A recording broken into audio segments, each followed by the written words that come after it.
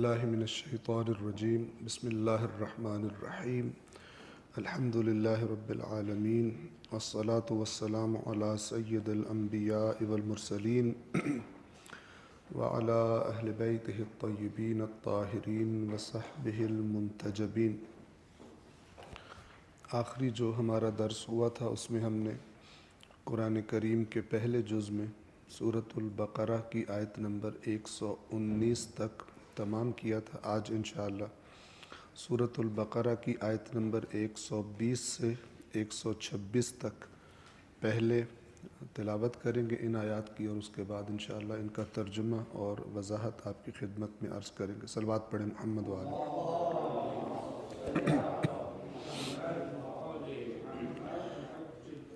اعوذ باللہ من الشیطان الرجیم بسم اللہ الرحمن الرحیم ولن ترضى عنك اليهود ولا النصارى حتى تتبع ملتهم قل إن هدى الله هو الهدى ولئن اتبعت أهواءهم بعد الذي جاءك من العلم ما لك من الله من ولي ولا نصير الذين آتيناهم الكتاب يتلونه حق تلاوته أولئك يؤمنون به ومن يكفر به فأولئك هم الخاسرون يا بني إسرائيل اذكروا نعمتي التي أنعمت عليكم وأني فضلتكم على العالمين واتقوا يوما لا تجزي نفس عن نفس شيئا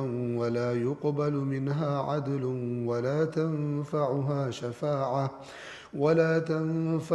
شفاعة ولا هم ينصرون وإذ ابتلى إبراهيم ربه بكلمات فأتمهن قال إني جاعلك للناس إماما قال ومن ذريتي قال لا ينال عهد الظالمين وإذ جعلنا البيت مثابة للناس وأمنا واتخذوا من مقام إبراهيم مصلى وعهدنا إلى إبراهيم وإسماعيل أن طهر بيتي للطائفين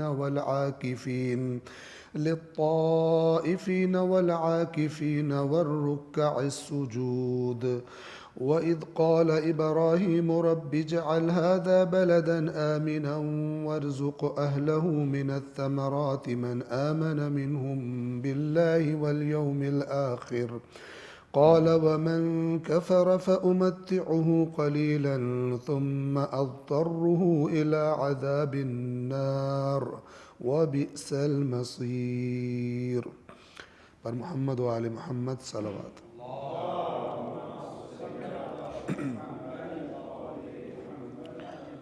سورۃ البقرہ آیت نمبر 120 سے ہم نے شروع کرنا ہے، لیکن 2 آیات قبل کا ترجمہ ہم دوبارہ تکرار کر رہے ہیں۔ آیت نمبر 118 اور بے علم لوگ کہتے ہیں اللہ ہم سے ہم کلام کیوں نہیں ہوتا، یا ہمارے پاس کوئی نشانی کیوں نہیں آتی۔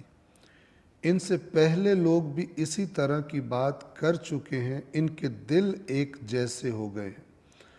ہم نے تو اہل یقین کے لیے کھول کر نشانیاں بیان کی ہیں۔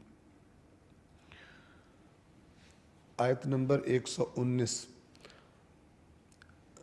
بے شک ہم نے آپ کو حق کے ساتھ بشارت دینے والا اور تنبیہ کرنے والا بنا کر بھیجا ہے، اور آپ سے اہل دوزخ کے بارے میں کوئی پرسش نہیں ہوگی۔ یہ 2 آیتیں ہم نے اس لیے تکرار کی تاکہ اگلی آیات کو کیونکہ یہی بحث آگے چل رہی ہے تو سمجھنے میں آسانی ہو، ذرا ذہنوں میں تازہ ہو جائے۔ ایک مسئلہ جو قرآن مجید نے بار بار تکرار کیا وہ ہے انبیاء کے اور ان کی دعوت حق کے مقابلے میں بیہودہ مطالبے اور بیہودہ سوالات۔ توجہ فرمائیں، خداوند عالم نے قرآن مجید میں مزاج بتائے ہیں کہ کیسا مزاج، کیسا رویہ رکھو گے تو اللہ تمہیں ہدایت عطا کر دے گا، اور کیسا رویہ رکھو گے تو پھر تمہیں اللہ کا قانون اجازت نہیں دے گا کہ تم ہدایت کی طرف آ سکو۔ رویہ تمہارا اپنا ہے، مزاج تمہارا اپنا ہوگا، لیکن اس کا نتیجہ تمہارے اختیار میں نہیں ہے۔ تو جیسے انبیاء سے بیہودہ مطالبے کرتے تھے، بیہودہ سوالات کرتے تھے، اور اصل میں یہ ہٹ دھرمی اور ضد بازی انبیاء کو تنگ کرنے کے لیے ہوتی تھی، یہ ایک مزاج تھا۔ اور ایک مزاج ان لوگوں کا تھا کہ جو انبیاء کی دعوت کو، ان کی باتوں کو غور سے سنتے تھے، ان میں غور و فکر کرتے تھے، تو ان کے اندر سے تائید ہو جاتی تھی کہ یہ بات صحیح کہہ رہے ہیں۔ انسانوں کا خالق ہے اللہ، انسان کی ہدایت کے لیے کتنا اللہ کی طرف سے عطا ہو جائے تو بندے کے لیے کافی ہے، اگر بندہ چاہے تو۔ یعنی اگر بندہ ہدایت کا طلبگار ہو تو اللہ کی طرف سے کیا کیا پرووائیڈ ہونا چاہیے وہ اللہ نے پرووائیڈ کر دی۔ اس کے علاوہ جن چیزوں کا لوگ مطالبہ کرتے تھے، اللہ وہ مطالبات تسلیم نہیں کرتا، نہیں مانتا۔ انشاءاللہ بات سمجھ رہے ہیں۔ آج بھی ایسا ہی ہے۔ اللہ تبارک و تعالی نے وعدہ فرمایا ہے قرآن میں کہ جو صحیح رویہ، صحیح مزاج رکھے گا، خداوند عالم اس کو توفیق دے دے گا سیدھے راستے کی طرف آنے کی۔ لیکن جو ضد بازی کرے گا، اڑ جائے گا اپنے نظریے پر، چاہے دلیل اس کے خلاف ہی کیوں نہ ہو، تو اس مزاج کے لیے ہدایت نہیں ہے۔ اب آپ دیکھیں آیت نمبر 118 میں مطالبہ کیا جا رہا کہ کہتے ہیں کہ جیسے اگر اللہ نے تم سے بات کر لیا تو ہم سے کیوں نہیں کرتا، تمہارے اندر کون سی ایسی بات ہے؟ یہ غلط مزاج ہے۔ بلکہ مزاج کیا ہونا چاہیے؟ جو باتیں بیان کی جا رہی ہیں اور جو قرائن اور نشانی ہیں ان کو انسان عاقلانہ انداز میں سوچے۔ جو ایسا کرے گا اللہ کہتا ہے ہدایت دوں گا اس کو، اور جو غیر عاقلانہ، ضد بازی، ہٹ دھرمی کرے گا اس کو ہدایت نہیں دوں گا۔ اور یہ اتنا اٹل قانون ہے، ہم بار بار بیان کرتے رہتے ہیں اللہ تبارک و تعالیٰ پہ۔ خداوند عالم فرماتا ہے اے رسول آپ خود کو ہلاک کر دیں گے، یہ ایمان کیوں نہیں لا رہے؟ آپ توجہ فرمائیں، اس کا کیا مطلب ہے؟ اے رسول اگر آپ کا رب چاہتا تو روح زمین پر جو کوئی ہے سارے کے سارے ایمان لے آتے، تو کیا آپ لوگوں کو مجبور کریں گے کہ وہ ایمان لائیں؟ یہ رسول اللہ سے خطاب ہے، چونکہ رسول اللہ قرآن کے لفظ کے مطابق حریص تھے ہدایت کے لیے۔ حریص ویسے منفی لفظ ہے، لیکن خیر خواہی میں حریص تھے، اور چاہتے تھے کہ سب کے سب جہنم سے بچ جائیں۔ لیکن اللہ نے فرمایا کہ آپ ایک سائیڈ آپ کی ہے، دوسری سائیڈ ان کے اختیار، آپ نے راستہ دکھانا ہے، اس پہ غور کرنا، فکر کرنا، سوچنا، یہ ان کی مرضی ہے۔ اگر یہ مائل نہیں ہے، یہ اپنی ہٹ دھرمی پہ اڑے ہوئے ہیں، یہ عاقلانہ مزاج نہیں اپناتے اس دعوت حق کے مقابلے میں، تو پھر آپ ان کو زبردستی ایمان نہیں دے سکتے، یہ ایمان نہیں لائیں گے۔ آپ اپنے آپ کو مشقت میں نہ ڈالیں۔ تو انشاءاللہ یہ جو اللہ کی سنت ہے ہدایت اور گمراہی کے بارے میں، یہ ہمارے ذہنوں میں واضح ہونی چاہیے، اور تب ہمیں اپنے آس پاس ہونے والی باتوں کو اسی طرح اینالائز کرنا چاہیے۔ ہر ایک انسان کو یعنی یہ جو مزاج ہے کہ جو پیدا ہو گیا اور جس ٹریک پہ سارے چل رہے تھے اس کے ماحول میں ہم بھی اسی ٹریک پہ جا رہے ہیں، اور ہم بالکل ٹھیک ہیں۔ کیوں ٹھیک ہیں؟ اس لیے کہ ہم ٹھیک ہیں، اور وہ دوسرے کیوں غلط ہیں؟ اس لیے کہ وہ دوسرے ہیں۔ یہ بالکل ایک بیہودہ اور باطل قسم، ان سے جا کے پوچھو وہ بھی یہی جواب دیں گے، تیسرے سے پوچھو وہی یہ جواب دے گا۔ تو ہم آپ کی خدمت میں عرض کریں کہ آپ تصور کریں، اپنی عقل سے سوچیں کہ روز قیامت چند فرقوں سے تعلق رکھنے والے لوگ ایک ہی مزاج کے، اس نے بھی جو دیکھا اندھا دھند چل پڑا، اس نے بھی جو دیکھا اپنے ماحول اندھا دھند چل پڑا، سب ایک ہی مزاج کے ہیں، روز قیامت اللہ تبارک و تعالیٰ کے جو ایک رائی کے برابر بھی ظلم نہیں کرتا، کس بنا پر ان میں سے بعض کو بعض پر ترجیح دے؟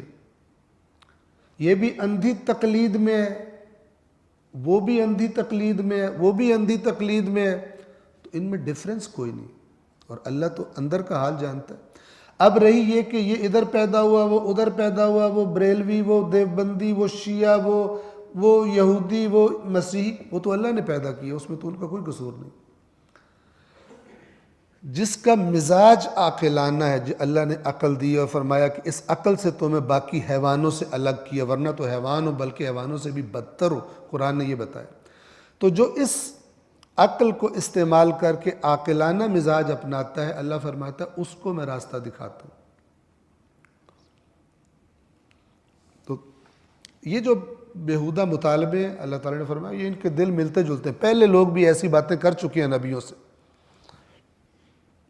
اور جو لوگ یقین رکھنے والے، یعنی جو گمانوں پر اور اس پر نہیں چلتے، عقل سے سوچتے ہیں اور عقل ان کو یقین پہ لے جاتی ہے کہ ان مختلف راستوں میں سے سب سے بہتر راستہ کون سا ہے، عقل کے بنیاد پہ جاتے ہیں، تو ان کے لیے ہم نے اپنی آیات کھول کر بیان کر دی۔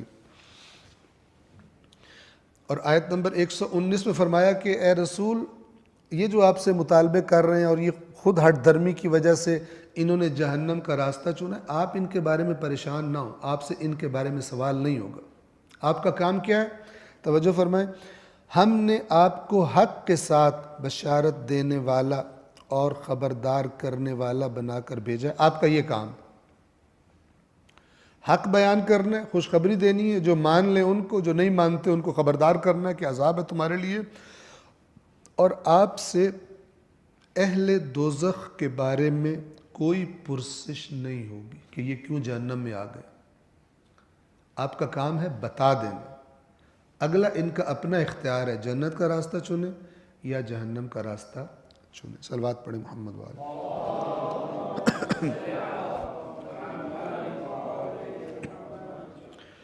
آیت نمبر 120،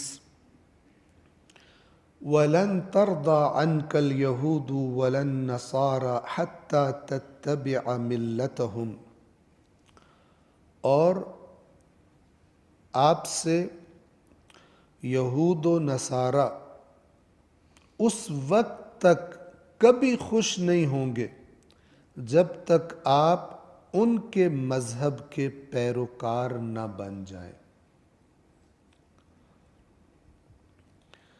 اب یہاں پہ کیا کہا جا رہا ہے؟ بہت اہم بات ہے، توجہ سے انشاءاللہ سمجھیں گے۔ پیچھے جو باتیں ہم پڑھ چکے ہیں اہل کتاب کے بارے میں، زیادہ تر البتہ یہاں پر یہود کے بارے میں پڑھی ہیں، بنی اس کے نصارہ کے بارے میں زیادہ باتیں جو ہیں وہ سورہ مائدہ میں بیان کی گئی ہیں کہ جو بعد میں، لیکن ان دونوں گروہوں کے بارے میں اللہ تبارک و تعالیٰ یہ فرما رہا ہے کہ اس وقت تک یہ آپ سے خوش نہیں ہوں گے جب تک آپ اپنا اللہ کی طرف سے جو دین آیا ہے اس کو چھوڑ کر انہوں نے جو اپنے دین کو تحریف کر کے جو چیز جو بنا لی ہے، حضرت موسیٰ کا دین انہوں نے تحریف کر دیا، حضرت عیسیٰ کا دین انہوں نے تحریف کر دی، شکل ہی چینج کر دی۔ کیوں شکل چینج کی ہے؟ اپنی بے ایمانیوں کی وجہ سے۔ توجہ فرمائی اس بات کو، اگر میں سمجھا پاؤں آپ کو۔ جیسے آپ کو یاد ہوگا کچھ آیات پہلے ایک آیت گزری تھی، مسلمانوں سے خطاب کیا تھا کہ کیا تم یہ طمع رکھتے ہو کہ یہ ایمان لے آئیں گے اس دین پر، تمہارے دین پر، جبکہ ان میں سے ایک گروہ ایسا ہے جو اللہ کے کلام کو سنتا ہے اور سمجھ لینے کے بعد جان بوجھ کر اس میں تحریف کر دیتا ہے۔ اب جس بندے میں اپنی بے ایمانی کی وجہ سے اتنی جرأت پیدا ہو گئی ہے کہ وہ اللہ کے کلام میں تحریف کر لیتا ہے، تو جو اللہ سے نہیں ڈرا، اے مومنوں، اے مسلمانوں، وہ تم سے کیا ڈرے گا؟ اور اے رسول، وہ آپ کی بات کہاں مانے گا؟ جس نے اپنی کتاب جس پر وہ ایمان رکھتا ہے، اس کو پڑھتا ہے، اس کو سمجھتا ہے، اس کی باتیں جس نے بدل دی ہیں، جو اتنا جسور اور اتنا جرأت مند گستاخ ہو چکا ہے کہ جس کتاب پر ایمان رکھتا ہے جانتے بوجھتے اس کی آیات میں ہیرا پھیری کر دیتا ہے، وہ آپ کی دعوت کیوں کر قبول کرے گا؟ حالانکہ آپ وہی خالص دین بتا رہے ہیں جو پہلے انبیاء نے بتایا ہے، لیکن ان کا بے ایمان مزاج، جس بے ایمان مزاج میں انہوں نے غلط عقائد پیدا کر لی ہیں، جو عقائد پہلے گزر چکے کہ جنت میں ہمارے علاوہ کوئی نہیں جائے گا، ٹھیک ہے، یہودی بھی یہ کہتے تھے، مسیحی بھی یہ کہتے تھے، ہر ایک کہتا تھا ہمارے سوا کوئی نہیں جائے گا، یعنی یہودی کہتے تھے مسیحیوں سمیت کوئی جنت میں نہیں جائے گا، صرف یہودی جائیں گے، اور مسیحی کہتے تھے کہ یہودیوں سمیت کوئی جنت میں نہیں جائے گا، صرف ہم مسیحی نصارہ جنت میں جائیں گے۔ یہ تحریف شدہ دین تھا، یہ عقائد پیدا کر لیے تھے، اور ایک عقیدہ یہ تھا کہ اگر ہم میں سے کچھ لوگ چلے بھی گئے جہنم میں تو کچھ دن وہاں گزار کے، کچھ عرصہ وہاں گزار کے حتماً واپس آ جائیں گے۔ ان سب پر اللہ تبارک و تعالیٰ نے سورۃ البقرہ کی ان آیات میں خط بطلان پھیر دیا کہ یہ سب باطل ہے، تمہارے من گھڑت ہے۔ یہ سارے من گھڑت عقیدے کہاں سے آئے تھے؟ اللہ کی کتاب میں تحریف کر کے، حقیقی دین کو تحریف کر کے۔ تو ان الفاظ میں اللہ تبارک و تعالیٰ چونکہ رسول اللہ ظاہر ہے یہ بھی ایک نبی کے پیروکار ہیں، ان سے زیادہ توقع ہے کہ جلدی ایمان لے آئیں۔ یہ حضرت عیسیٰ کے پیروکار ہیں، ان سے توقع ہے کہ جلدی ایمان لے آئیں، لیکن اللہ نے یہاں پہ کلیئر کر دیا کہ وہ شخص جس نے اللہ کے دین میں تحریف کر لی ہے، جو اللہ کے سامنے یہ جرأت کر سکتا ہے، آپ توقع رکھ رہے ہیں کہ آپ کی بات مانیں گے؟ یہ جو آپ کے پاس آتے ہیں، آپ سے سوال کرتے ہیں، آپ سے بحث کرتے ہیں، یہ آپ سے راضی نہیں ہونے والے، ان کو سب پتہ ہے، آپ کی نشانیاں پتہ ہے۔ یہ اس وقت تک راضی نہیں ہوں گے جب تک آپ اپنا حق چھوڑ کر جو انہوں نے تحریف کر کر کے دین کی شکل بنائی ہے، جب تک وہ نہیں اپنا لیتے تب تک یہ آپ سے راضی نہیں ہوں گے۔ بس یہ ایک مزاج ہے، آج بھی یہ مزاج پایا جاتا ہے۔ کھلے عام خلاف قرآن بات کی جائے گی، کھلے عام مسلمات دین کے خلاف بات کی جائے گی، ٹھیک ہے، لیکن اگر آپ بات کریں گے وہ سننے کو تیار ہی نہیں، وہ صرف ایک بات سننے کو تیار ہے کہ آپ بھی آنکھیں بند کر کے، جیسے وہ یہ بے دلیل دوڑے چلے جا رہے ہیں، آپ بھی ان کے ساتھ مل کر اندھے ہو کر چلنا شروع کر دیں تو یہ آپ ٹھیک ہو جائیں گے، یعنی آپ کے ساتھ ٹھیک ہو جائیں گے۔ اس کے علاوہ کسی دلیل سننے کے روادار نہیں ہے یہ۔ آپ قرآن کی بات کرو تو یہ کوئی بہانہ لے آئیں گے، آپ کوئی حدیث لے کے آؤ یہ کوئی اور بہانہ گھڑ کے لے آئیں گے۔ اس وقت تک یہ راضی نہیں ہوں گے جب تک آپ بالکل انہی کی طرح اندھا دھند چلنا نہیں شروع کر دیتے۔ رسول اللہ کے زمانے میں اس زمانے کے اہل کتاب کا یہ مزاج تھا، آج بہت سارے مسلمانوں کا یہی مزاج ہے۔ ابھی چند دن پہلے میں نے ایک آج کل بڑے پنجاب کے مشہور خطیب ہے، پنجابی میں تقریر کرتا ہے، میں آپ کے سامنے اس کا ایک بات کوٹ کر رہا ہوں، آپ ذرا مائنڈ سیٹ پہ توجہ کیجئے کتنا بھیانک اور خوفناک ہے۔ تقریر کرتے ہوئے کہتا ہے کہ جب آپ اپنے گھر میں کوئی پروگرام کرتے ہیں، کوئی جشن کرتے ہیں تو آپ مہمانوں کو بلاتے ہیں۔ جب آپ مہمانوں کو بلاتے ہیں، مہمان زیادہ ہوتے ہیں، ان میں سے کچھ آپ کے اپنے ہوتے ہیں، قریبی ہوتے ہیں، اور کچھ پرائے ہوتے ہیں، دور کے ہوتے ہیں۔ ذرا میرے ساتھ رہیے گا تاکہ آپ کو پتہ چلے کہ کس معراج پہ پہنچایا ہے خطیب صاحب نے قوم کو۔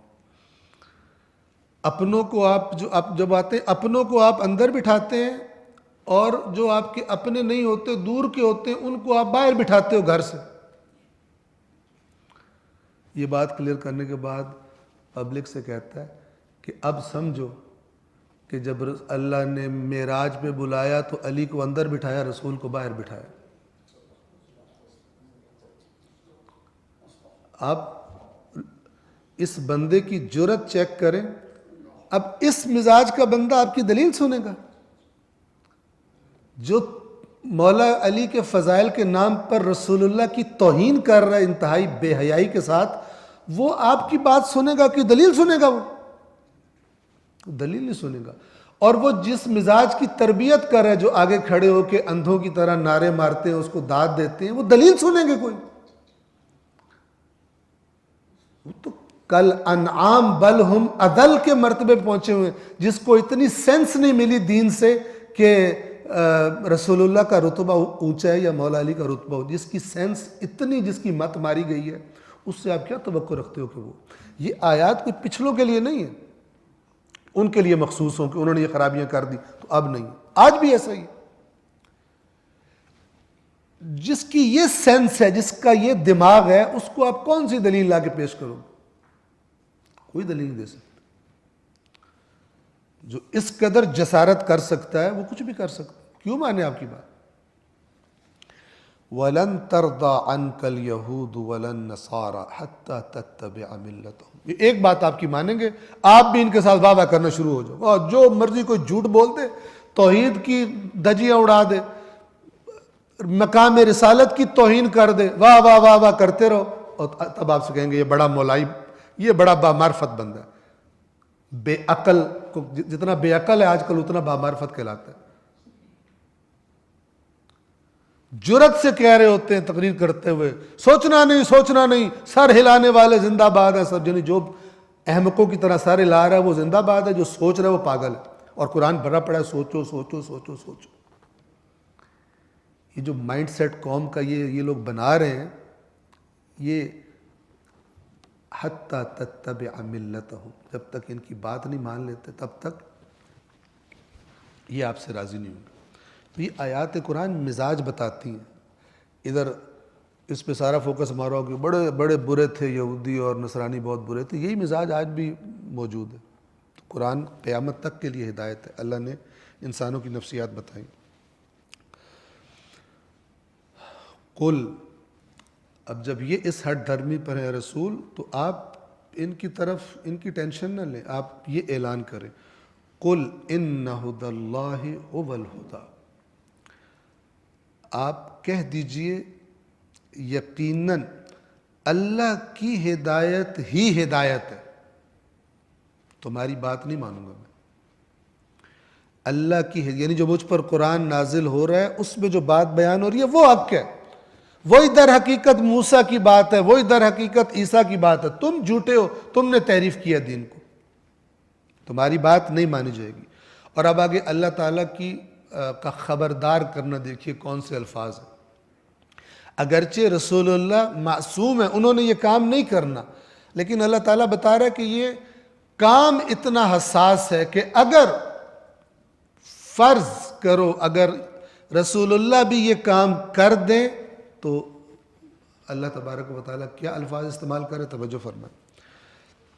وَلَئِنِ اتَّبَعْتَ أَهْوَاءَهُمْ بَعْدَ الَّذِي جَاءَكَ مِنَ الْعِلْمِ مَا لَكَ مِنَ اللَّهِ مِنْ وَلِيٍّ وَلَا نَصِيرٍ، اور اس علم کے بعد جو اے رسول آپ کے پاس آ چکا ہے، یعنی جو قرآن کے ذریعے آپ کو دیا جا رہا ہے، اس کے آ جانے کے بعد اگر آپ نے ان کی خواہشات کی پیروی کی، پھر آپ ان کی طرف مائل ہوئے کہ کوئی مثلا تھوڑی بہت ہم ادھر لچک کر لیتے ہیں تاکہ یہ بھی شامل ہو جائیں، ٹھیک ہے، جیسے دو سیاسی پارٹیاں اتحاد کر لیتی ہے باہمی، کہتی چلو کچھ ہم اپنے مطالبے پیچھے آ جاتے ہیں، کچھ تم کرو، تو دونوں مل جاتے ہیں۔ دین میں ایسا ہو سکتا ہے؟ دین میں ایسا نہیں ہوتا۔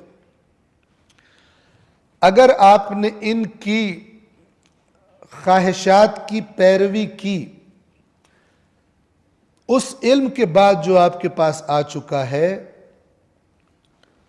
تو اللہ کی طرف سے آپ کا نہ کوئی کارساز ہوگا نہ کوئی مددگار ہوگا، یعنی آپ تنہا رہ جاؤ گے اللہ کی بارگاہ میں، کوئی آپ کا کارساز، کوئی مددگار۔ یہ رسول اللہ سے خطاب ہے کہ جنہوں نے ہرگز ایسا نہیں کرنا، لیکن بتایا جا رہا ہے کہ اگر ہو تو یوں ہے، قانون یہ ہے اللہ کا اٹل۔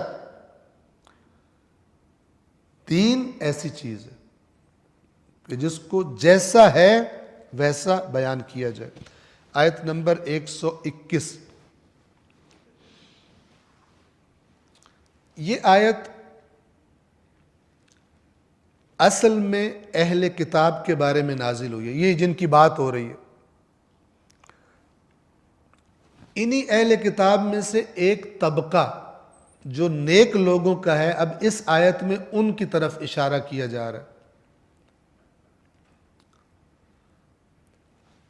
آیت نمبر 121، الذین آتیناہم الکتاب، وہ لوگ جنہیں ہم نے کتاب عطا کی ہے، یتلونہ حق تلاوتہ، اور وہ اس کا حق تلاوت ادا کرتے ہیں، یعنی ایسے تلاوت کرتے ہیں اس کتاب کی جیسے تلاوت کرنے کا حق ہے.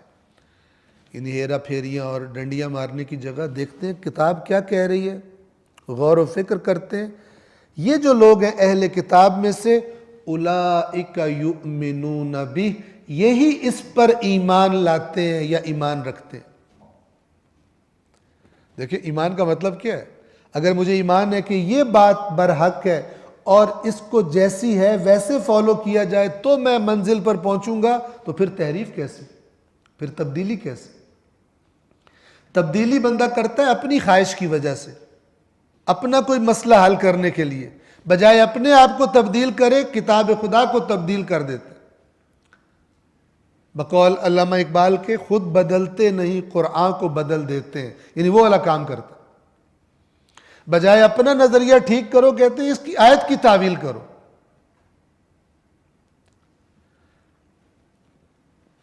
یہ ایمان نہیں رکھتے اس پر، یہ ایمان کسی اور چیز پہ رکھتے ہیں، آیات کتاب کو فٹ کرنا چاہتے ہیں اپنے سابقہ نظریے پر.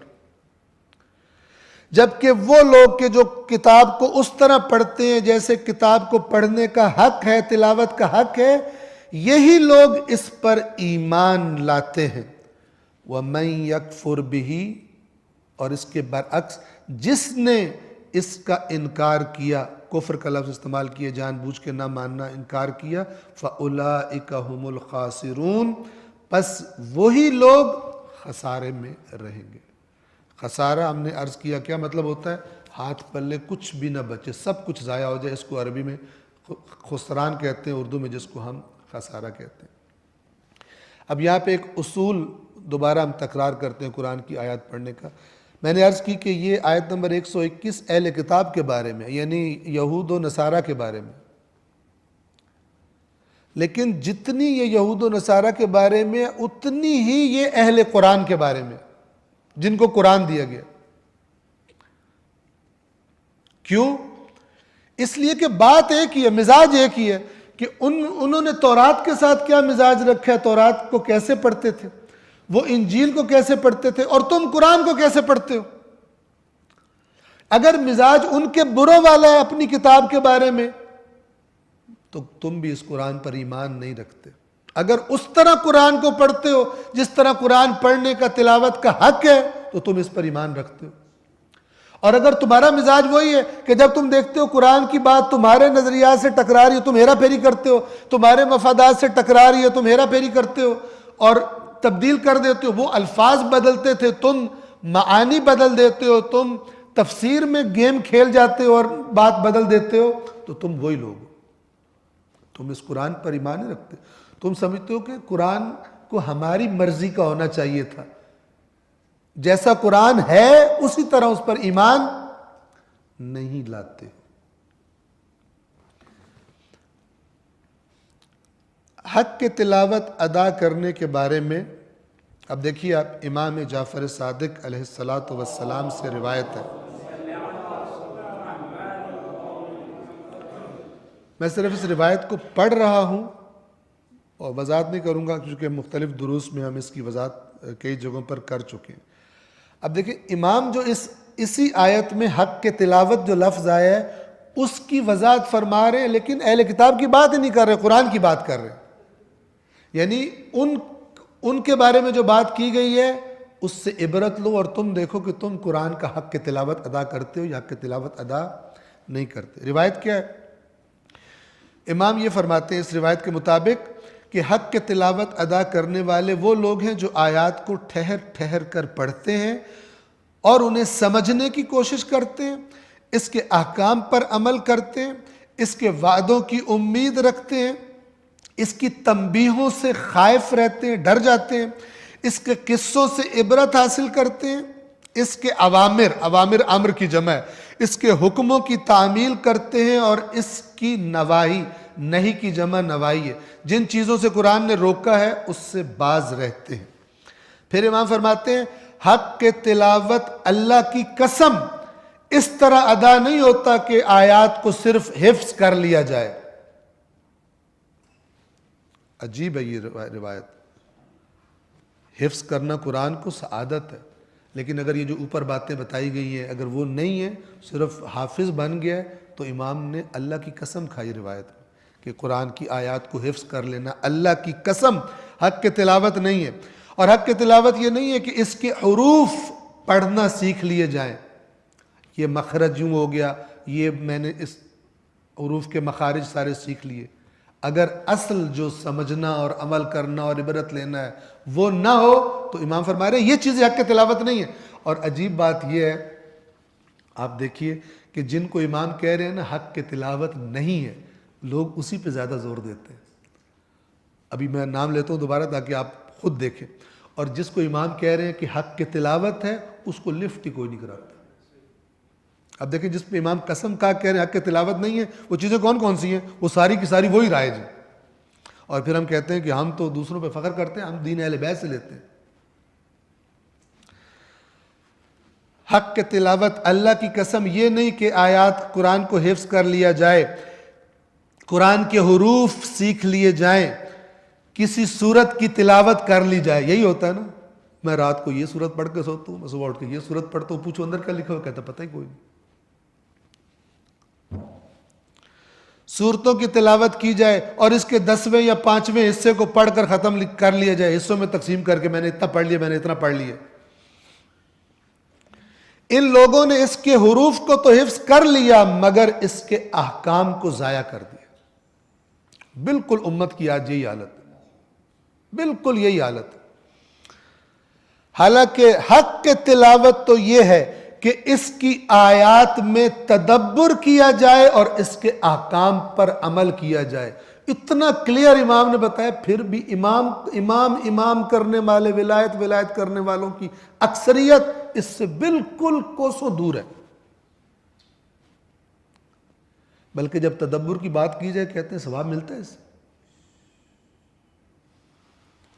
ایسے جب بچہ میٹھے پہ لگا ہوتا ہے نا، اس کو صرف میٹھا چاہیے ہوتا ہے، اندر چاہے زہر ملا ہو میٹھا چاہیے اس کو. اس کو کہو کہ یہ دوائی ہے، میٹھی ہے کہ نہیں ہے تب کھاؤں گا. مر رہا ہے کہتا دوائی میٹھی ہو تب کھاؤں گا. بیمار ہے کہتا میں کڑوی نہیں کھاؤں، میں انجیکشن نہیں لگواؤں گا، میں آپریشن نہیں کروں گا، مجھے میٹھی دوائی چاہیے.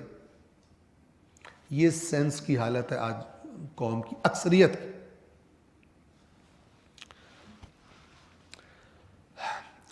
حق کے تلاوت یہ ہے کہ اس کی آیات میں تدبر اور اس کے احکام پر عمل کیا جائے. پھر امام نے ایک اور آیت پڑھی اس کی دلیل کے طور پر کہ اللہ نے فرمایا ہے یہ ایک بابرکت کتاب ہے جسے اے رسول ہم نے آپ پر نازل کیا ہے تاکہ لوگ اس کی آیات میں غور و فکر کریں. اس لیے اللہ نے نازل کی ہے، غور و فکر کرنے والے پتہ نہیں کہاں چلے گئے. اور تاکہ صاحبان عقل اس سے نصیحت حاصل کریں. کلیئر ہے بالکل. لیکن آپ معاشرے کی حالت دیکھیں قرآن کے بارے میں، اس کے بالکل برعکس. پھر نتیجہ کیا نکلے گا؟ اللہ نے معراج تے بلایا تے علی نو اندر بہایا تے رسول نو باہر بہایا. پھر اس قسم کے کارٹون اور بندر سے بھی بدتر لوگ یہ ممبر اہل بیت پہ چڑھ جائیں گے اور سامنے والے ناچ رہے ہوں گے. یہ قرآن سے دوری کا نتیجہ ہے. اللہ کے رسول نے فرمایا تھا قرآن اور اہل بیت دونوں کو مضبوطی سے تھامنے والا گمراہ نہیں ہوگا. ورنہ حالت جس کے پاس اللہ نے جس کو آنکھیں دی ہیں، بصیرت دی ہے، وہ حالات کو دیکھ سکتا ہے. یہ ایک روایت تھی اور ایک دعا ہے جو آپ کے سامنے میں اس کا بھی میں ترجمہ پڑھ رہا ہوں. جلدی جلدی آپ دیکھیے کہ یہ دعا بھی امام جعفر صادق علیہ السلام سے منسوب ہے، ان سے منقول ہے روایات میں. اور آپ دیکھیں کہ امام اسی کے ذریعے تلاوت کیسے قرآن کی تلاوت کرنی چاہیے، تلاوت قرآن سے پہلے امام یہ دعا مانگا کرتے تھے. میں جلدی جلدی پڑھتا ہوں، آپ اس کو دیکھ لیں، سن لیں. اے اللہ میں گواہی دیتا ہوں کہ بے شک یہ تیری کتاب ہے جو تیرے پاس سے تیرے رسول محمد ابن عبداللہ صلی اللہ علیہ وآلہ وسلم پر نازل کی گئی ہے اور یہ تیرا کلام ہے جو تیرے نبی کی زبان پر جاری ہوا ہے. تو نے اس کتاب کو اپنی جانب سے اپنی مخلوق کے لیے رہنما بنایا ہے اور تیرے بندوں کے درمیان تمام معاملات کو جوڑے رکھنے والی رسی قرار دیا ہے. اے اللہ بے شک میں نے تیرے عہد اور تیری کتاب کو کھولا ہے. قرآن کو عہد کہہ رہے، اللہ اور بندے کے درمیان عہد. ادھر بندے کو پتہ ہی نہیں عہد میں کیا لکھا ہو. پھر لگا ہوا بے شک میں نے تیرے عہد اور تیری کتاب کو کھولا ہے، تو اے اللہ اس کتاب میں میرے دیکھنے کو عبادت قرار دے، اور اس میں میری قرأت کو فکر قرار دے۔ میں جب پڑھوں تو فکر کروں، نہ سمجھنے والے نے کون سی فکر کرنی ہے۔ اور اس میں میری قرأت کو فکر قرار دے، اور اس میں میری فکر کو عبرت حاصل کرنا قرار دے، اور مجھے ان لوگوں میں سے قرار دے جو اس کتاب میں بیان شدہ تیری نصیحتوں کا اثر لیتے ہیں۔ سمجھ گئے تو اثر لیں گے نا، اور تیری نافرمانیوں سے بچتے ہیں، اور اس کتاب کی قراءت کے دوران میری سماعت پر مہر نہ لگانا، یعنی سن کے جو اثر ہوتا ہے اثر ہی نہ ہو، اور نہ میری آنکھوں پر پردہ ڈالنا، اور میری قراءت کو، اب یہ جملہ اس کا سب سے یاد رکھنے والا جملہ ہے۔ آپ دیکھیں امام کہہ رہے ہیں کہ میری قراءت کو ایسی قراءت قرار نہ دینا جس سے امام پناہ مانگ رہے ہیں، امام کے ماننے والے وہی قراءت کرتے ہیں۔ اور میری قراءت کو ایسی قراءت قرار نہ دینا جس میں کوئی غور و فکر ہو ہی نہ۔ اے اللہ میرے قرآن پڑھنے کو ایسا نہ بنانا، تو قوم ایسا ہی کر رہی ہے سارا، بلکہ مجھے تیرے دین کے قوانین کو سیکھنے کے لیے اس کی آیات اور احکام میں تدبر کرنے والا بنا دے۔ یہ دعا خود پوری تعلیم ہے قرآن کیسے پڑھنا چاہیے۔ مجھے تیرے دین کے قوانین کو سیکھنے کے لیے اس کی آیات اور احکام میں تدبر، یعنی غور و فکر، تدبر کرنے والا بنا دے، اور اس کتاب میں میرے نظر کرنے کو غفلت والی نظر قرار نہ دینا۔ ہر نظر قرآن پر ثواب نہیں ہوتی۔ امام کہہ رہے ہیں میں دیکھوں لیکن نظر غفلت قرار نہ دینا، دیکھ رہا ہوں لیکن جو دیکھنے کا فائدہ ہوتا ہے وہ نہ ہو۔ غافل امام حسین کو دیکھ رہے ہیں، امام حسین جا رہے ہیں، غافل ہیں ساتھ نہیں جا رہے، یہ امام حسین کا چہرہ دیکھنے کتنا ثواب ہوگا۔ کوفہ میں مولا علی جہاد کے لیے پکار رہے ہیں، ان کا ساتھ نہیں دے رہے لیکن زیارت کر رہے ہیں مولا علی کی ہر روز، یہ زیارت ثواب ہے یا جرم ہے؟ جرم ہے یہ زیارت، کہ جو ہر روز علی کو دیکھ رہا ہے لیکن ساتھ نہیں دے رہا اس کا، یہ جرم ہے، یہ ثواب نہیں ہے۔ اسی طرح مثلا آج آپ جاتے ہیں امام حسین علیہ السلام کی زری کی زیارت کرتے ہیں، لیکن وہ کام جو امام حسین کو ناپسند ہیں وہ بھی جاری ہیں، جرم ہے۔ جس طرح اس طرح امام حسین کا چہرہ دیکھنا ثواب نہیں ہے اگر حسین کے ساتھ نہ چلیں، اسی طرح امام حسین کی زری کو جا کے دیکھنا، جب تک وہ حرکتیں نہیں چھوڑنی جس سے امام حسین کو تکلیف ہوتی ہے اور جس سے منع کیا، اور جن حرکتوں والوں سے جنگ کی، جہاد کیا، وہی حرکتیں اگر ادھر ہیں، جرم، ڈھٹائی کی حد ہے، حیوانیت کی حد ہے کہ ادھر جا کر بھی انسان کے دل میں کوئی نرمی پیدا نہ ہو سکے۔ اس لیے یہ جو میٹھی میٹھی جلیبیاں کھلاتے ہیں نا، کہتے ہیں سوچنا نہیں ہے، سوچنا نہیں ہے، سوچنے سے ٹینشن ہو جائے گی۔ بس جو ہم تمہیں نشے پہ لگا رہے ہیں، نشہ کرو، موجیں کرو، جنت تمہاری ہے، فلان تمہاری ہے، اسی نشے پہ سوچنا نہیں ہے۔ اور اس کتاب میں میرے نظر کرنے کو غفلت والی نظر قرار نہ دینا، اور نہ ہی میری قرات کو بغیر سوچے سمجھے بولی گئی بات قرار دینا، نہ مجھے کوئی سوچ ہو نہ کوئی سمجھ، میں بولی جا رہا ہوں۔ بے شک تو بہت نرمی کرنے والا، خاص رحمت نازل کرنے والا ہے۔ صلوات پڑھیں محمد والے۔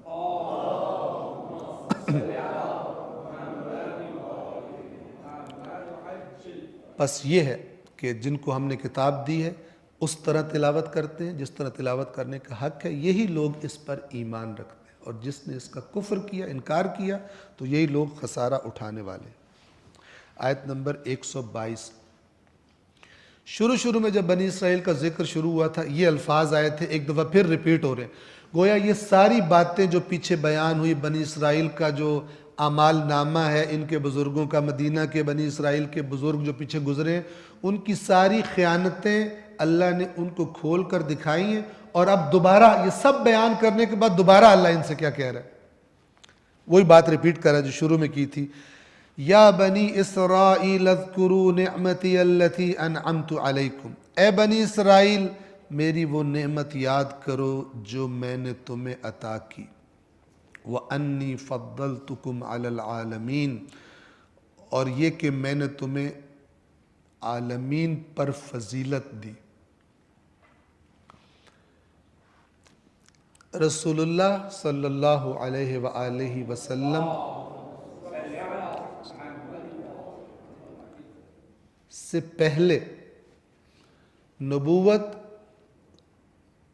اور امامت کس طرف چل رہی تھی؟ حضرت اسحاق کے جو حضرت ابراہیم کے فرزند ہیں، ایک حضرت اسماعیل ہیں، ایک حضرت اسحاق ہے، حضرت اسحاق کی اولاد میں چل رہی تھی۔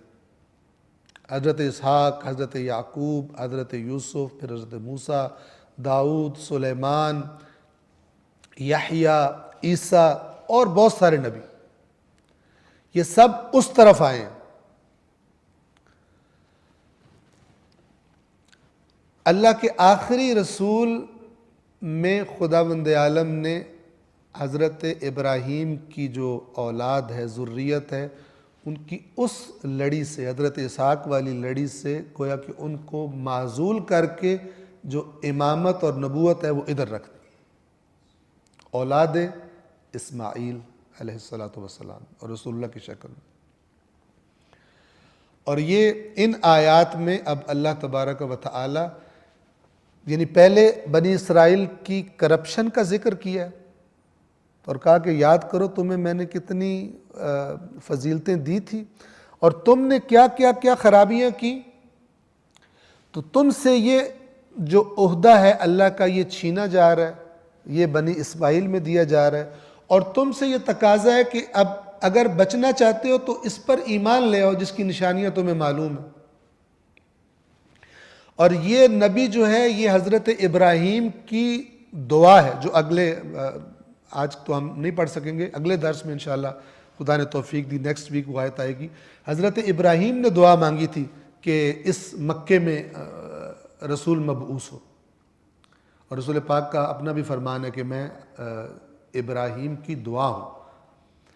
تو یہ ساری باتیں بنی اسرائیل سے یہ کہہ رہی ہیں کہ تمہیں جو اپنے جرموں کی سزا ملی ہے تم سے یہ عہدہ چھینا جا رہا ہے، کیونکہ یہ عہدہ ظالموں میں اور کرپٹ لوگوں میں نہیں رہتا، تو اب یہ ادھر منتقل کیا جا رہا ہے، تم لوگوں نے نہیں حق ادا کیا اس کا، اب ادھر منتقل کیا جا رہا ہے، تو ہے یہ بھی اسی ابراہیم کی اولاد، تو اس پر ایمان لے آؤ تاکہ تمہارا بھی انجام اس طرح نہ ہو جیسے تمہارے بزرگوں کا انجام ہوا تھا۔ اے بنی اسرائیل میری وہ نعمت یاد کرو جو میں نے تمہیں عطا کی، اور یہ کہ میں نے تمہیں عالمین پر فضیلت عطا کی تھی۔ آیت نمبر 123 یہ ان غلط نظریات کا رد ہے جو انہوں نے اپنے تحریف کر کے دین میں بنا لیے تھے کہ ہم نے تو بچ ہی جانا ہے، ہم تو کنفرم، آج کل قصیدے بھی آئے ہوں نا، کنفرم جنتی ہے، ٹھیک ہے نا، تو وہ کنفرم جنتی جو ہے نا وہ اللہ تعالیٰ نے اس انداز میں بتایا ہوا۔ رسول تو فرما رہا ہے، اللہ تعالیٰ رسول اللہ سے قرآن میں کہہ رہا ہے، سمجھنا بھی ہضم کرنا مشکل ہے کہ قُلْ مَا كُنْتُ بِدْعًا مِّنَ الرُّسُلِ، سورۃ الاحقاف کی یہ آیات، قُلْ مَا كُنْتُ بِدْعًا مِّنَ الرُّسُلِ، اے رسول ان سے کہہ دیجئے میں رسولوں میں سے کوئی پہلا رسول نہیں ہوں، کوئی نئی بات نہیں ہے کہ رسول آ گیا۔ وَمَا أَدْرِي، اور مجھے نہیں معلوم، مَا يُفْعَلُ بِي وَلَا بِكُمْ، میرے ساتھ کیا ہونے والا اور تمہارے ساتھ کیا ہونے والا۔ ہمیں تو جو کچھ سنا ہوا تو آزما بھی مشکل ہے اس کا۔ وَمَا أَدْرِي، وَمَا أَدْرِي مجھے نہیں پتا، مَا يُفْعَلُ بِي میرے ساتھ کیا ہونے والا ہے، وَلَا بِكُمْ اور تمہارے ساتھ کیا ہونا، إِنْ أَتَّبِعُ إِلَّا مَا يُوحَى إِلَيَّ میں تو اس کے پیچھے چلتا ہوں جو میرے طرف وحی ہوتی ہے۔ وَمَا أَنَا إِلَّا نَذِيرٌ مُبِينٌ اور میں اور کچھ نہیں ہوں سوائے ایک روشن ڈرانے والے کے، خبردار کرنے والے کے۔ وَاتَّقُوا يَوْمًا اور اس دن سے بچو، خود کو بچاؤ، لَا تَجْزِي نَفْسٌ عَن نَفْسٍ شَيْئًا جس دن کوئی کسی کے کچھ کام نہیں آئے گا، شَيْئًا کچھ کام نہیں آئے گا، وَلَا يُقْبَلُ مِنْهَا عَدْلٌ اور کوئی معاوضہ بھی قبول نہیں ہوگا کہ میرے بدلے اس کو رکھ لو یا میرے بدلے یہ لے لو، کچھ نہیں ہوگا۔ وَلَا تَنْفَعُهَا شَفَاعَةٌ، اور اسے شفاعت کوئی فائدہ نہیں دے گی، اسے شفاعت بھی فائدہ نہیں دے گی۔ یعنی جو شفاعت کا تصور تم یہودیوں نے بنا رکھا ہے کہ جو مرضی گپلے کر لو تمہاری شفاعت ہونی ہے، ایک ہے شفاعت کا تصور برحق قرآنی تصور، ایک ہے شفاعت کا قوالیوں اور شاعروں والا تصور جو جس کا دل میں آ رہا لکھ رہا ہے اور سمجھ رہا ہے اس طرح شفاعت ہونی ہے، ایک وہ تصور ہے۔ تو عقل مند نہیں ہے جو قرآن میں شفاعت کا تصور نہ دیکھے اور سمجھے کہ جو میں نے قوالیوں اور خطابتوں اور شعروں میں سنا ہے منقبتوں میں اسی طرح شفاعت ہونی، اس سے بڑا بیوقوف کوئی نہیں۔ اور قرآن بھی کہتا ہے اکثرہم لا یعقلون، اکثر ان میں سے عقل استعمال ہی نہیں کرتے کہ نظریہ کہاں سے لینا ہے، عقیدہ کہاں سے لینا ہے، ان کو اتنا پتہ نہیں ہے، لہذا جو سنتے آ رہے ہیں وہی ان کے عقائد بن گئے۔ جیسے قرآن یہودیوں کہتے ہیں تمہاری آرزوئیں ہیں یہ، کہاں سے تمہارے پاس دلیل ہے اس کی؟ وَلَا تَنْفَعُهَا شَفَاعَةٌ، اور نہ شفاعت اسے فائدہ دے گی۔ یہ وہ باتیں رد کی جا رہی ہیں کہ جو بنی اسرائیل اپنے ڈھکوسلے بنائے ہوئے تھے کہ ہم یوں بچ جائے، یوں نہیں ہوگا تو یوں کر لیں گے، یہ نہیں ہوا تو یوں کر لیں گے، بالآخر ہم نے بچ جانا قیامت میں۔ وَلَا هُمْ يُنصَرُونَ، اور نہ ان کی کوئی مدد کی جائے گی۔ سب باتیں رد۔ آیت نمبر 124 میں جیسا میں نے ابھی آپ کو عرض کیا کہ جو لیڈرشپ ہے اللہ کی طرف سے، جو نمائندگی ہے نبوت اور امامت لوگوں کی، وہ اب گویا کہ ان کو بتایا جا رہا ہے کہ تم سے لے لی گئی ہے، اور اب اسماعیل کے اس فرزند حضرت محمد صلی اللہ علیہ وآلہ وسلم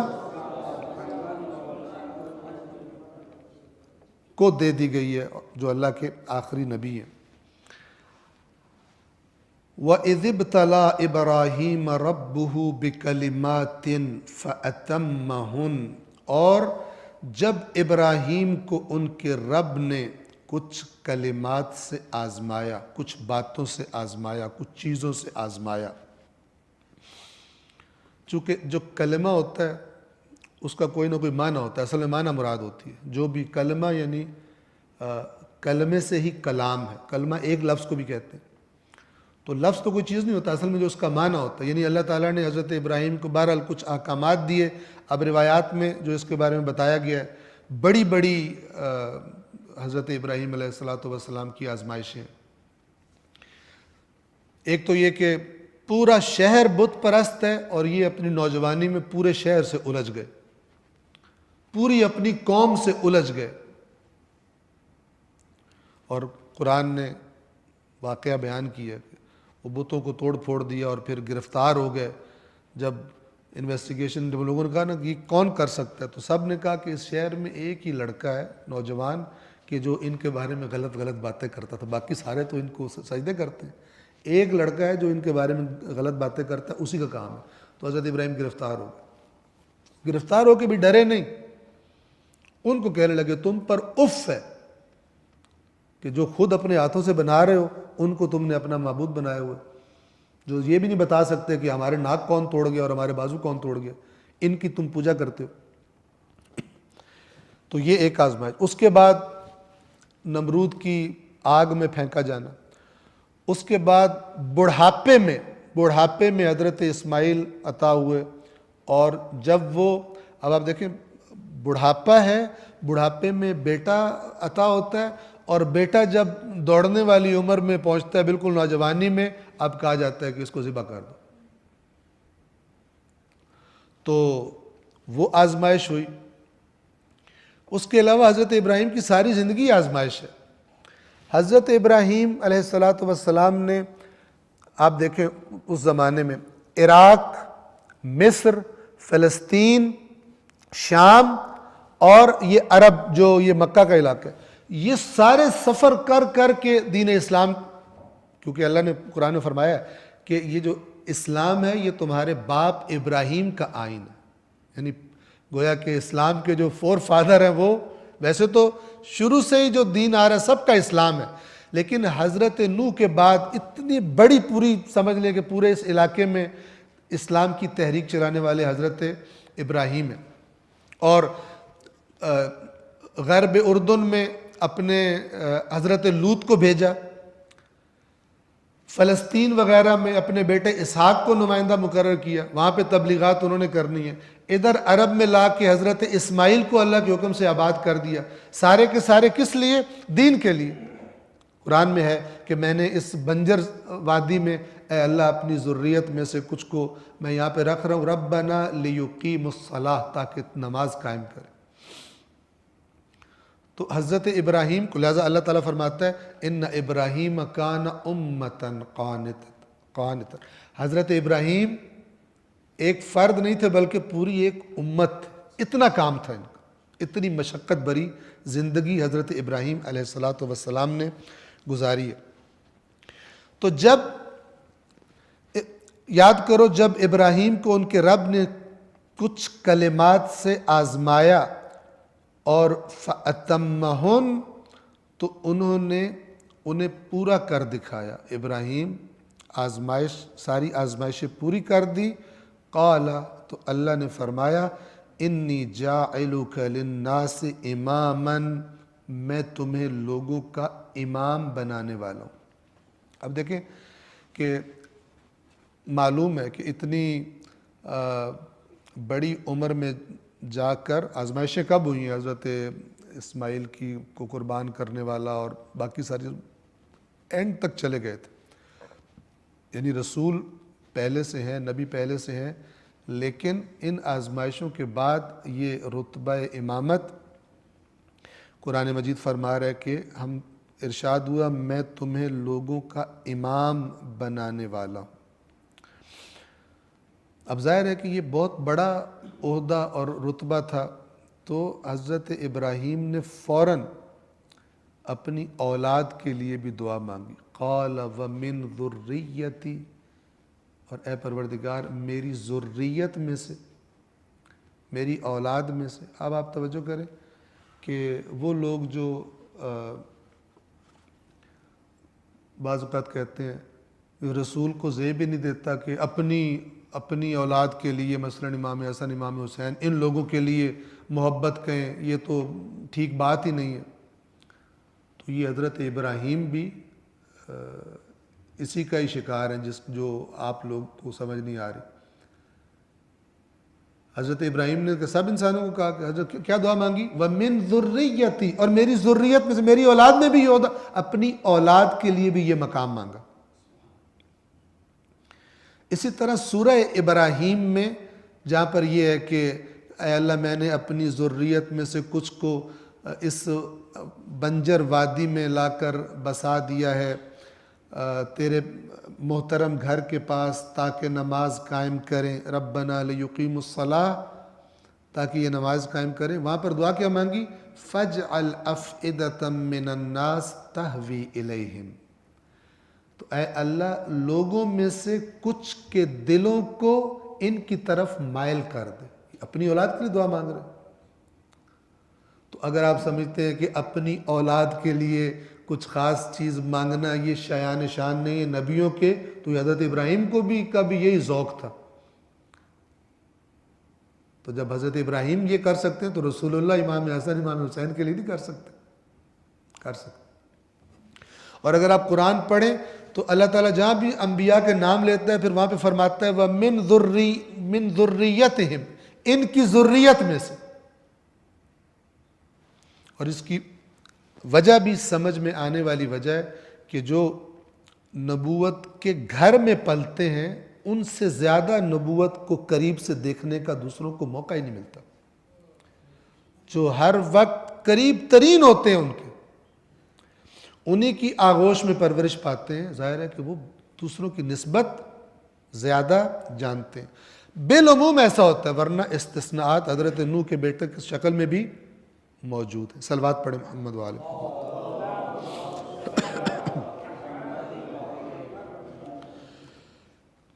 اللہ نے فرمایا میں تمہیں لوگوں کا امام بنانے والا ہوں۔ قال ومن ذریتی، تو انہوں نے کہا اور میری اولاد میں سے بھی۔ قال، اللہ نے فرمایا لا ینال عہد الظالمین، میرا عہد، یہ عہد سے ہی عہدہ ہوتا ہے۔ عہدے پہ جو بیٹھتا ہے نا وہ گویا اس نے عہد کیا ہوتا ہے کہ میں یہ ذمہ داریاں ادا کروں گا، اس لیے اس کو عہدہ کہا جاتا ہے۔ لفظ وہی ہے، عہد سے ہے۔ لا ینال عہدی، میرا عہد، میرا یہ عہدہ امامت، یعنی اللہ کی نمائندگی کا، اللہ کی طرف سے لوگوں کی لیڈرشپ کا یہ عہدہ، لا ینال عہد الظالمین، ظالموں تک، یعنی تیری اولاد میں سے جو ظالم ہوں گے ان تک میرا یہ عہد نہیں پہنچے گا، وہ میرے نمائندہ نہیں ہوں گے چاہے زبردستی بیٹھ بھی جائیں۔ یہ اللہ نے کلیئرلی اناؤنس کر دیا۔ اچھا یہاں جو ظلم ہے نا، توجہ کریں، ظلم یہ نہیں ہے کہ ضروری کسی دوسرے کو مارنا، کچھ چھین لینا ظلم ہوتا ہے۔ ہر چیز کے جو خلاف عدل ہے، اور عدل کیا ہوتا ہے؟ توجہ فرمائیں، عدل یہ ہوتا ہے کہ جس چیز کا جو مقام بنتا ہے وہاں پہ رکھنا، اور اگر آگے پیچھے کر دیا جائے، افراط و تفریط کر دی جائے، وہ ظلم ہوتا ہے۔ تو اللہ نے فرمایا لا ینال عہد الظالمین، میرا عہد، میرا یہ عہدہ، آسان لفظوں کے لیے کہہ رہا ہوں میں، کہ یہ ظالموں کو نہیں پہنچے گا۔ صلوات پڑھیے محمد و آل محمد۔ اب چونکہ بنی اسرائیل سے لیڈرشپ بھی چھینی جا رہی ہے کہ اس سائیڈ اب نہیں، اب نبی ادھر آئے گا، تو اب جو بیت المقدس کی طرف رخ کر کے، یعنی مرکز وہ تھا ساری دنیا کے توحید پرستوں کا، ساری دنیا کے مسلمین کا، قرآن نے جو بتایا ہر نبی کا پیروکار مسلم ہے۔ آپ کو پتہ ہونا چاہیے کہ یہ جو لفظ یہودی ہے، یہودیت ہے، یہ حضرت موسیٰ کے بہت بعد میں آیا۔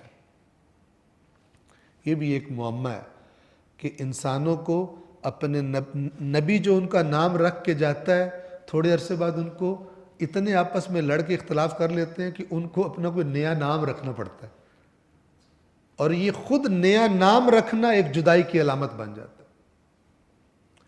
اگر وہی نام رہے کہ جو نام اللہ کا نبی رکھ کے گیا ہے تو شاید اتنی لڑائیاں گہری ہونے ہی نہ پائے۔ اپنا پورا سیٹ اپ ہی چینج کر لینا، ایک نیا نام رکھ لینا۔ یہ یہودیت،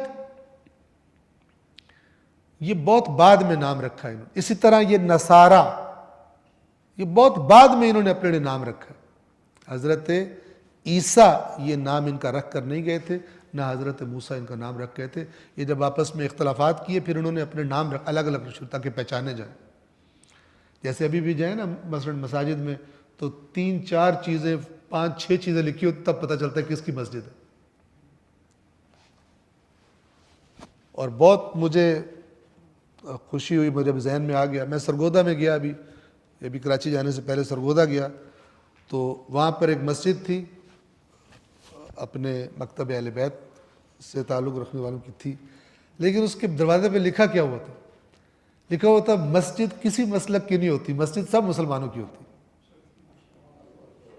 اب میسج دیکھیں، آپ میسج ہی کتنا زبردست۔ اب اللہ تعالیٰ اس کی توفیقات میں اضافہ کرے جس کے دماغ میں یہ بات آئی اور اس نے مسجد یہ لکھ دیا، ٹھیک ہے، کہ جس کا دل کرے آ کے اندر نماز پڑھے۔ اور بعض کے مزاج ایسے کہ دوسرے مسلک کا بندہ گھس جائے دھو رہے ہوتے ہیں، جیسے کتا گھس گیا اندر، نجس ہو گئی ہے اور اس کو دھو رہے ہوتے ہیں مسجد کو۔ ایسے زہر بھرا ہے دین کے نام پر لوگوں کے ذہنوں میں، نظر انسان آتے ہیں اندر سے سانپ ہے۔ بہت ظلم کیا دین کے ساتھ۔ اب چونکہ قبلہ بھی تبدیل ہونے جا رہا ہے، لہٰذا بیت اللہ کی اہمیت بھی اور مکہ کی اہمیت بھی ان آیات میں اللہ تبارک و تعالی بیان فرما رہا ہے، تاکہ اس کی طرف توجہ ہو جائے کہ یہ ایسا شہر نہیں ہے کہ جو کوئی ابھی ہم اس کو کچھ تازہ اہمیت دینے والے ہیں۔ یہ بڑا پرانا اللہ کا مثلا منظور نظر ہے۔ اور یہ بیت اللہ بھی، اگر تم یہودی کہتے ہو کہ ابراہیم کو اپنا بڑا سمجھتے ہو، حضرت ابراہیم اتنی بڑی شخصیت تھے کہ یہودی کیا، مسیح کیا، سب قومیں اپنے آپ کو جوڑنے کی کوشش کرتی تھی، حتیٰ کہ جو مکہ میں رہنے والے تھے قریش، یہ بھی اپنا، چونکہ ان کے جد وہی تھے قریش کے، تو بڑے فخر سے اپنے آپ کو حضرت ابراہیم اور حضرت اسماعیل کی اولاد سمجھتے تھے۔ لیکن حضرت ابراہیم اور حضرت اسماعیل کی اولاد ہونا اگر ان کے نقش قدم پہ نہ چل رہا ہو تو کسی کو کوئی کام نہیں آتا۔ سادات عظام کو بھی یہ یاد رکھنا چاہیے۔ مولا علی علیہ الصلوۃ والسلام کا فرمان ہے، نہج البلاغہ میں یہ روایت موجود ہے نہج البلاغہ میں روایت موجود ہے کہ جس کا حسب اسے فائدہ نہ دے اس کا نسب اسے فائدہ نہیں دے گا۔ حسب کیا ہوتا ہے؟ جو بندہ خود کرتا ہے۔ جس کا یہ اچھا نہیں ہے اس کے نسب کا اچھا ہونا اسے فائدہ، اور یہ کلیئر ہے، عین قرآن۔ اگر نسب فائدہ دیتا، حسب اچھا نہ ہونے کے باوجود بھی، تو حضرت نوح کا بچہ کم از کم جہنم میں نہ جاتا۔ تو اللہ کے قوانین کلیئر ہیں، البتہ جو ادھر ادھر سے گھڑ گھڑ کے اور وہ بنائے جاتے ہیں، وہ ظاہر بات ہے کہ وہ سارا اصل کنفیوژن بنتی وہاں سے۔ اللہ کا دین سیدھا ہے۔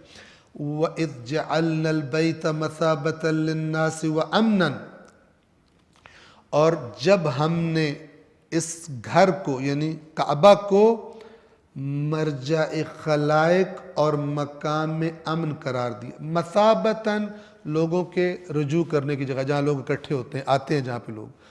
یہ ابھی ہم یعنی اب اللہ تعالیٰ دوبارہ چونکہ حکم دینے جا رہے ہیں آگے کہ قبلہ کی طرف یعنی کعبہ کی طرف رخ پھیر لو نمازوں میں، اور جہاں بھی ہو ادھر رخ کرو، تو پہلے اس کی اہمیت کہ یہ ہم تازہ نہیں کرنے لگے، یہ حضرت ابراہیم کے زمانے میں مرجع خلائق جگہ تھی اور مقام امن قرار دیا تھا۔ آپ کو معلوم ہے کہ نہ صرف یہ کہ انسانوں کے لیے بلکہ حیوانوں اور پودوں تک کے لیے امن کے وہاں پر احکامات ہیں۔ آپ وہاں پہ پتہ نہیں توڑ سکتے، سرزمین حرم کے آس پاس کسی جانور کو مار نہیں سکتے، چھوٹی سی مکھی بھی مار دو تو بکرا آپ کو دینا پڑتا ہے۔ وہ ایک صاحب وہاں پہ حج میں بیٹھے ہوئے تھے، بار بار یوں دیکھ رہے تھے، تو یوں کرتے تھے، کبھی یوں کرتے تھے، تو میں نے کہا کیا ہوا آپ کو؟ کہتے ہیں کہ نا ایک بکرا اڑ رہا ہے میرے آس پاس، بکرا اڑ رہا ہے اور میں نہیں چاہ رہا کہ وہ میرے ہاتھ سے ضائع ہو جائے، کیونکہ پھر بکرا دینا پڑے گا۔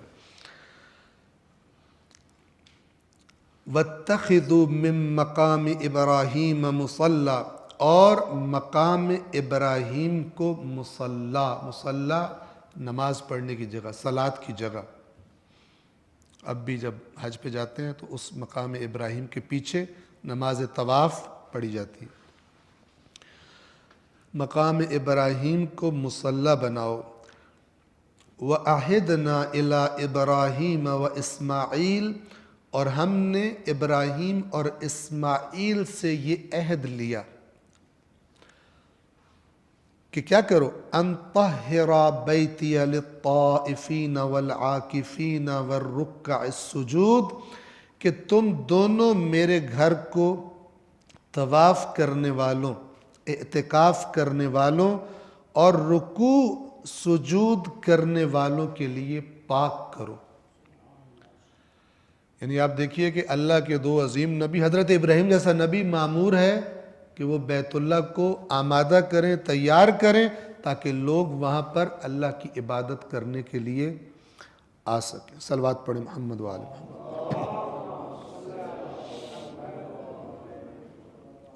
آج کے لیے آخری آیت نمبر 126۔ وَإِذْ قَالَ إِبْرَاهِيمُ رَبِّ اجْعَلْ هَذَا بَلَدًا آمِنًا، اور جب ابراہیم نے دعا کی کہ اے میرے رب اس کو یعنی اس شہر کو امن کا شہر بنا دے، وَارْزُقْ أَهْلَهُ مِنَ الثَّمَرَاتِ مَنْ آمَنَ مِنْهُمْ بِاللَّهِ وَالْيَوْمِ الْآخِرِ، اور اس کے اہل یعنی اس شہر کے رہنے والوں میں سے جو اللہ اور روز قیامت پر ایمان لائیں، انہیں ثمرات میں سے، پھلوں میں سے رزق عطا فرما۔ اب اوپر جو اللہ نے منع، جب امامت اپنی ذریت کے لیے مانگی تو اللہ نے کہا ظالموں کو نہیں ملے گا، تو اب ظالموں کے لیے ثمرات کی دعا بھی نہیں مانگ رہے، کہہ رہے جو ایمان لائے، جو اچھے لوگ ہوں تو ان کو اے اللہ رزق دینا۔ لیکن اللہ نے فرق کر دیا اگلے جملے میں کہ وہ جو امامت کا مسئلہ ہے وہ الگ ہے اور دنیاوی رزق کا مسئلہ الگ ہے۔ دنیاوی رزق میں سب کو دوں گا، توجہ کیجیے۔ قال ومن کفر، اللہ نے فرمایا کہ اور جو کفر اختیار کرے گا فَأُمَتِّعُهُ قَلِيلًا، تو میں اس کو بھی یہ متاع دوں گا تھوڑی مدت کے لیے۔ لہٰذا اگر کوئی سمجھتا ہے کہ چونکہ ہم مکہ والے ہیں اور مثلا ہم حرم والے ہیں اور اس لیے ہمارے پر اللہ کرم کر رہا ہے، یہ آیت ان کے لیے بڑی زبردست ڈوز ہے نشہ اتارنے کے لیے، یہ اس آیت کا یہ حصہ۔ قال ومن کفر، اللہ نے فرمایا اور جس نے کفر اختیار کیا، اور یہ قرآنی کفر ہے، یہ ہمارا کفر نہیں ہے کہ مسلم نان مسلم والا، قرآنی کفر جو اللہ کی بات نہیں مانتا، ٹریک سے دور چلا جاتا ہے۔ جو کفر اختیار کریں گے انہیں کچھ دن دنیا کی لذتوں سے بہرہ مند ہونے کی مہلت دوں گا۔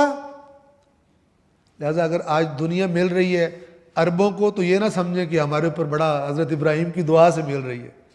حضرت ابراہیم نے تو کہا تھا صرف مومنوں کو دینا، اللہ نے کہا تھا کافروں کو بھی دوں گا، یہاں پر جو اللہ کے نافرمان ہیں ان کو بھی دوں گا، لیکن پھر کیا کروں گا؟